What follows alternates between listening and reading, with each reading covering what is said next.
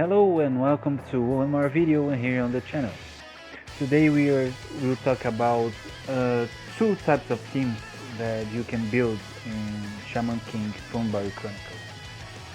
I was gonna make a tier list, but I think tier lists are completely inaccurate. We have seen the tier list since 10 minutes after the game released and till this day, and they are still inaccurate. One example is Faust. He was SS tier on day 1, some tier lists put him at SS tier, some tier lists put him at A tier. So that kind of disparity is what I'm trying to avoid. So I will talk about teams comp that have synergy and what can work together in this game, instead of saying this or that character is better than others. We will start with the first team, and I will separate between single target and multi-target or AoE units. Both teams will be Ana centered. So if you haven't rerolled for Ana, that's a bummer. That's the only unit that is all concours in the community. Everyone talks well about her because she has amazing that heals and buffs the attack of the whole team. This is important because we have seen this last ordeal where you needed to finish with all your units, and Shaman fights that you need to finish with high HP in order to get high score as well. You get extra points for high HP. So Ana is an absolute beast, so she will be in both of my teams. And now with the single target team. Why single target is valuable? Well, sometimes you need to face only one enemy and AoE will dilute the damage. This team I chose for single target is based on the mechanic of countering and taunting.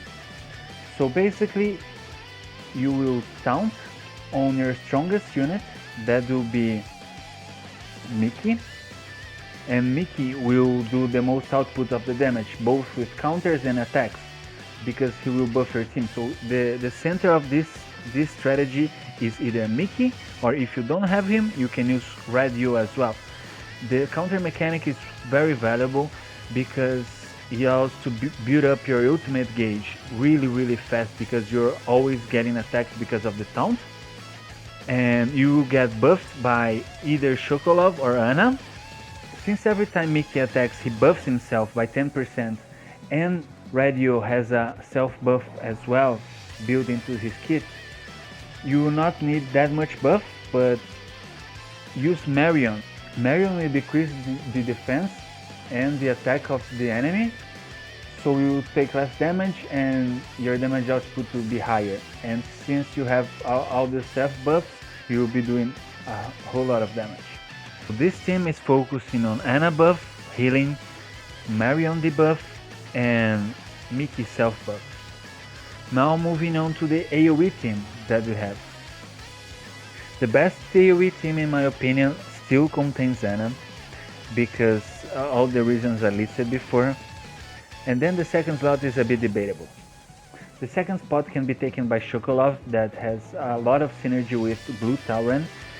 Besides Chocolov already buffing his team by 25% on his skill, Tauren receives an unknown amount of buff for being in Chocolov's team, so it's natural synergy. But you can also use Faust, that will apply bleeding to more characters. So in a situation, for example, of the Shaman fight, that you have 3 enemies and you hit with your AoE from Tauren, you can apply bleeding from 2 sources, and then Tauren will do more damage than he would do before. And the last but not least is Blue Yo. Blue Yo is a character that has a AoE buff, and he has synergy with Ana as well, so he's not that much worse than the other 2 options, but he's still my third option for the second class. That is both of my favorite teams. I hope you guys enjoyed it. Let me know in the comment section if you guys have a team that you want to recommend me and I put in a future video. And that will be all. I see you guys later.